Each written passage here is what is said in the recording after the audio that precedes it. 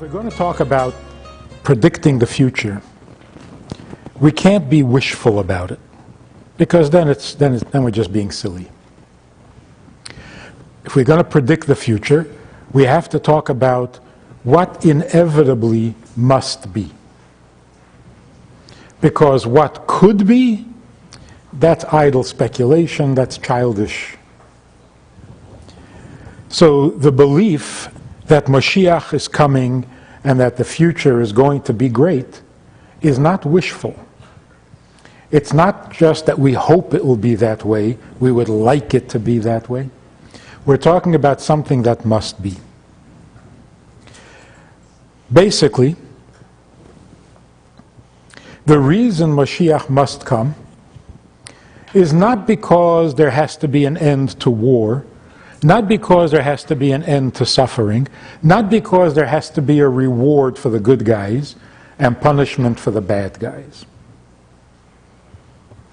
The reason Mashiach must come is because God's plan must succeed. And the coming of Mashiach means simply the completion of God's plan. So to say there will never be a Mashiach means God's plan will not succeed. That, of course, can't be. So what must be and what could be? Many people look forward to the coming of Mashiach because of the benefits, the goodness, peace now. Everybody will be nice. You'll be able to sleep at night. You won't have any aches and pains. Would be nice. And that's reason enough. But that's what could be. What must be is that God's plan must succeed. What is God's plan? And again, to say God's plan is that eventually the world will grow up, people will grow up, and learn to live together in peace. And then there will be no war. And this is taking 5,000 years? To grow up and be able to live together takes 5,000 years? That's very discouraging.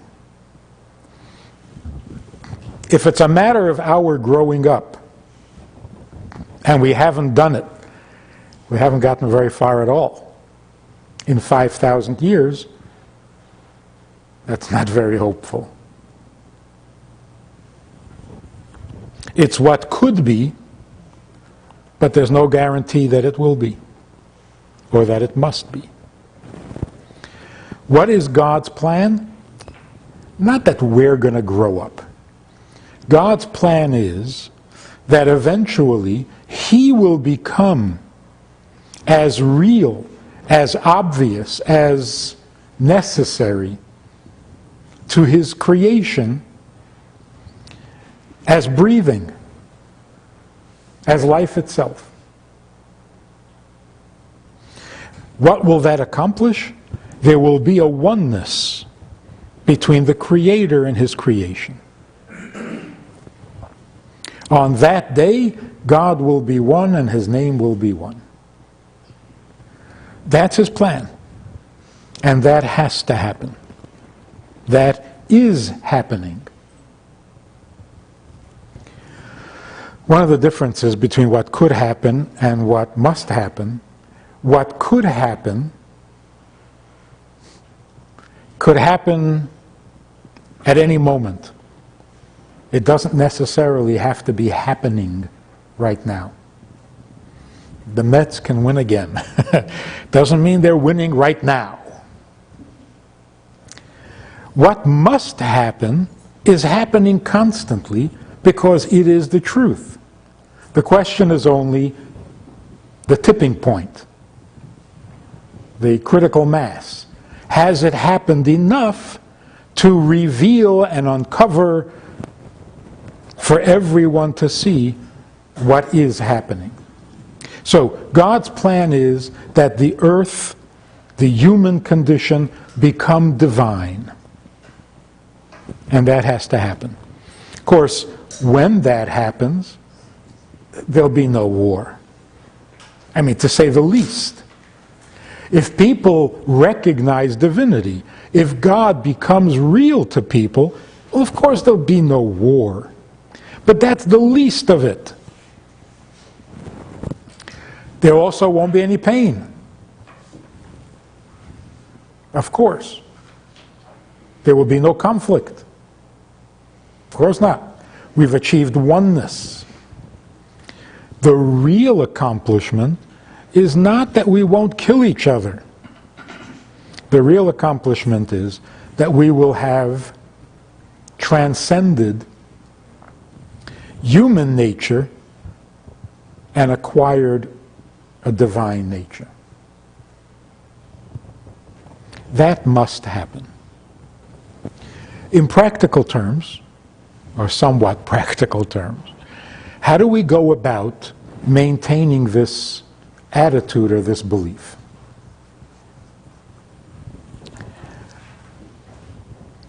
There are moments in everybody's life, moments of sobriety, when we actually sense or feel or intuit a divine reality. Like what is important and what is not. For those moments, we're experiencing a fixed world. The world as it must be. Doesn't last long, but it's encouraging that we can have glimpses like that so that we know that it's coming. We know that it's possible, and it's just a matter of refining or fine-tuning so that they stop being fleeting moments and become a permanent reality.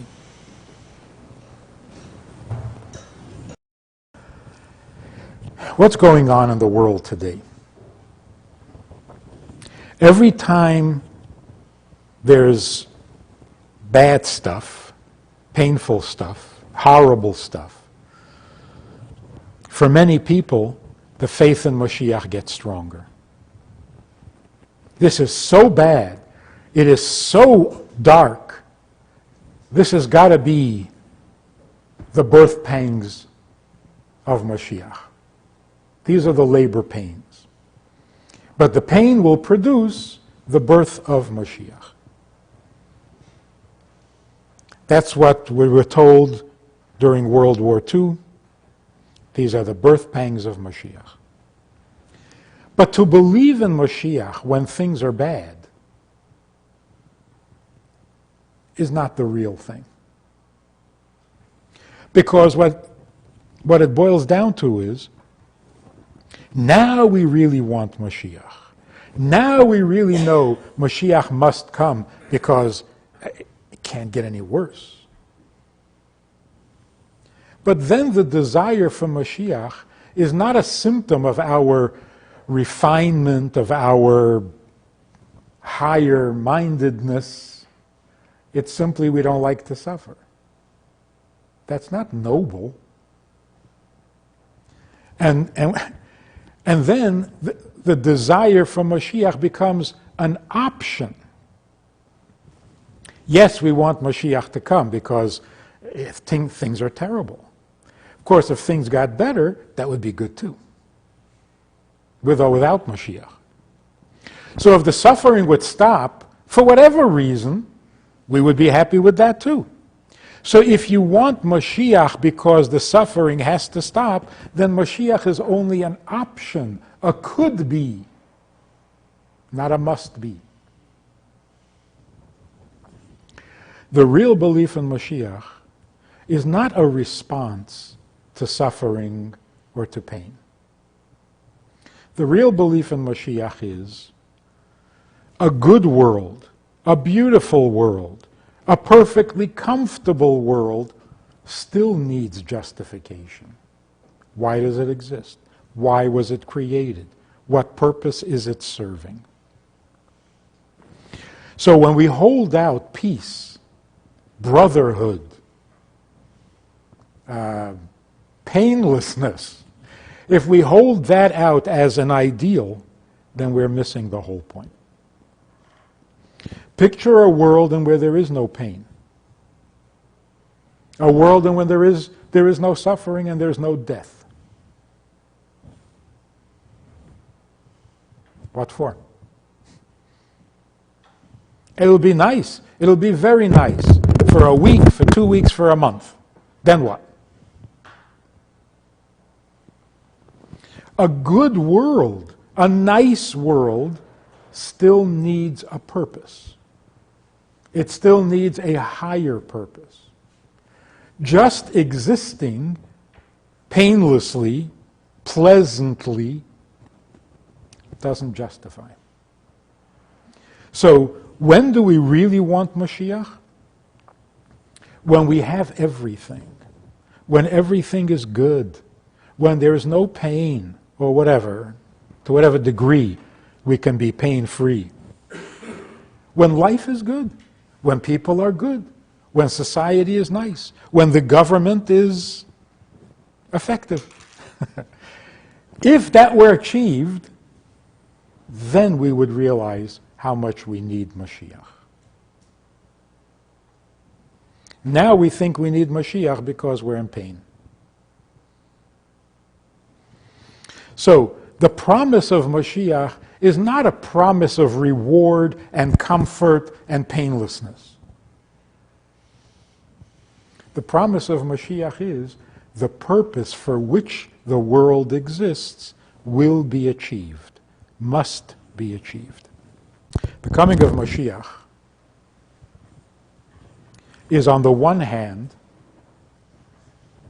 not one of the 613 mitzvahs to believe in the coming of Mashiach. And on the other hand, without the belief in the coming of Mashiach, we really have nothing at all. Because when God says, follow my commandments and the world will become good, if that's not true, if the world is not going to become good, then nothing is true. Then we've undermined everything. Those who gave their lives for liberty, for freedom, for human rights, those who gave their lives for Shabbos, for Judaism, for Torah, if in the end it doesn't have to become good, you don't believe that it inevitably must become good, then what do you believe? Then everything we stand for, everything we're committed to, and everything we fight for is meaningless. So on the one hand, the belief in Mashiach means the whole thing is true. That there is goodness, and there is holiness, and there is godliness, and there is a purpose, and there's a plan, and history is moving us towards the fulfillment of that plan, that if you're good, you're on the right track. If you're bad, you're on the wrong track. Do you believe any of that? That right is right and wrong is wrong? That good people have to be our model, bad people we should get rid of? Is this true or not? If we're not confident that it must succeed and the world must become godly, then we're not confident of anything at all. And that's why the belief in Mashiach is not a mitzvah. It's not one mitzvah out of 613. It's the whole picture. It's the reality and the truth of all 613. So to put it dramatically, if you don't believe that Mashiach is coming, then what's wrong with killing people? If you don't believe that the world could become holy and must become holy, people have been killing each other for 5,000 years, so it'll continue for another 1,000 years. So what? How do we get so serious and so righteous about not killing and not hurting people and not... Why not? So without the belief in Mashiach, all of our values, all of our morals, our whole commitment to goodness and to mitzvahs and to Judaism becomes empty.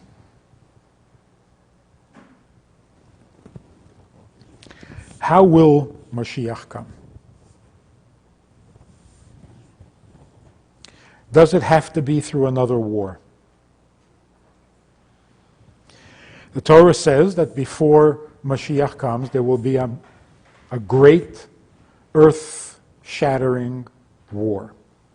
The great war of Gog and Magog, which is where we get this idea that there's going to be an Armageddon and the world is going to blow itself up. And it doesn't necessarily involve a physical battle, a military battle.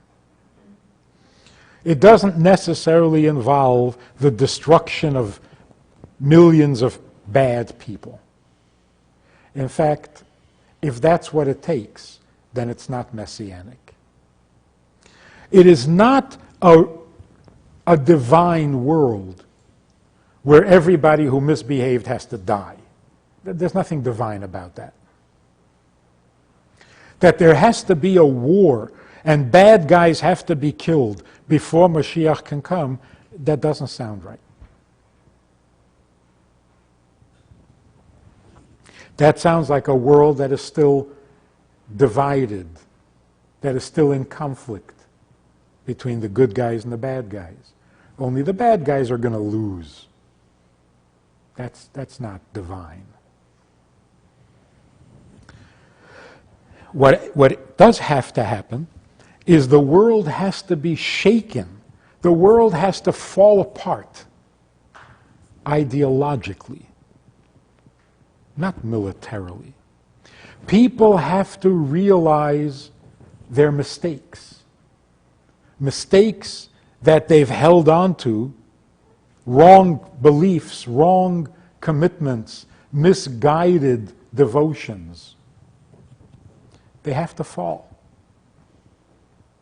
In other words, truth has to blossom from the earth. And when that happens, the world is going to go through a serious crisis, but a moral crisis, an ideological crisis. Nobody has to die, the mistake has to die. Not the people. So what's going to happen? The things we believed in and trusted, the things we were willing to devote our lives to, will disappoint. We're going to go through a horrible, painful disillusionment because we thought we knew. We thought we understood. We thought we had the answers. And it will turn out that we missed the point. Sometimes by a mile, because you were way off, like communism. Sometimes not so far, but not to the point. Whether it's a grand mistake, whether it was a cosmic mistake, or a minor mistake, the disillusionment is part of the healing. Before we came out of Egypt, the gods of Egypt had to fall apart. Jews had to see with their own eyes that the things that the people trusted and believed in could not be trusted and didn't deserve to be worshipped. So, for example, they worshipped the Nile, the river. Well, it turned into blood and stopped being life-giving. They worshipped Pharaoh. Well, Pharaoh collapsed. could not handle the plagues eventually. They worshiped their own achievements. But it all turned to nothing. So before there's the liberation, before there's the geula, before we come out of exile, there has to be a resolution, once and for all, that there can be no other gods. There can be no other God. God is God forever, and He is the only God, and that's all there will ever be from now on. So what we're seeing in our times is terrible disillusionment.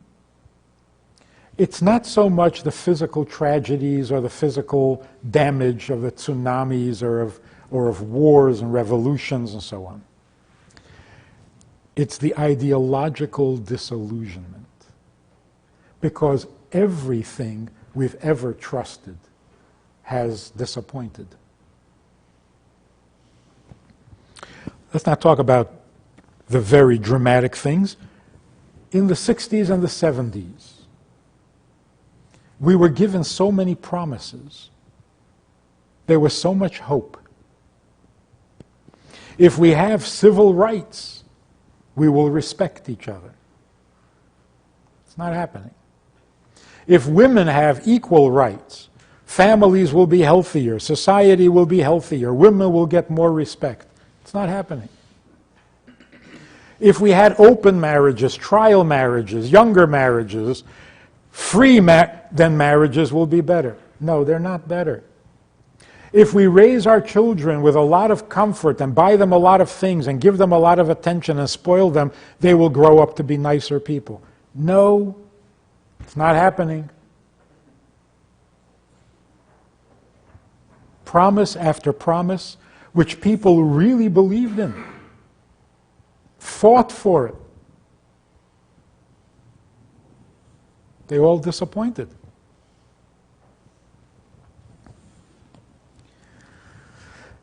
Science was a great promise. Science will solve all our problems.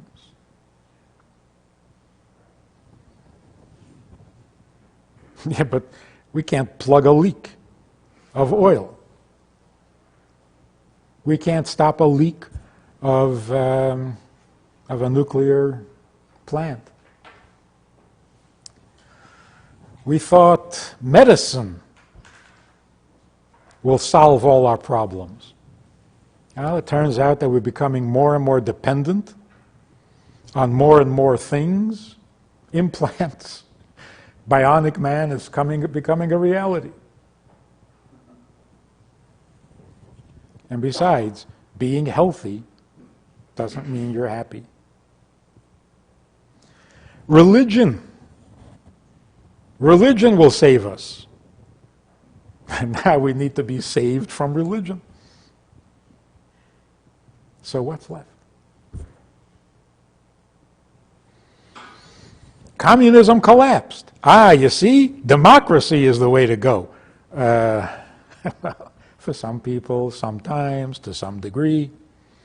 Capitalism, money. If you have money, you can sleep soundly. Not if it's American dollars. So what's left? This is not the war of Gog and Magog on the battlefields with arms and weapons and people dying. This is worse in some sense. This is more thorough. When this gets resolved, we will have a better world. When a war gets resolved, it's just a ceasefire. So what must be and what could be? What must be is that God has to become our reality. His will has to become our will. His plan has to become our plan. That has to be, otherwise even God can't do his job right. That can't be. As a result of that, all sorts of things could happen. One of them is there'll be no war. The other is there'll be no illness. The third is there'll be no death. But now we're talking about another stage and another era. In the days of Mashiach, nature will not change. People will grow old and stay healthy, but they won't live forever, because that's a change in nature.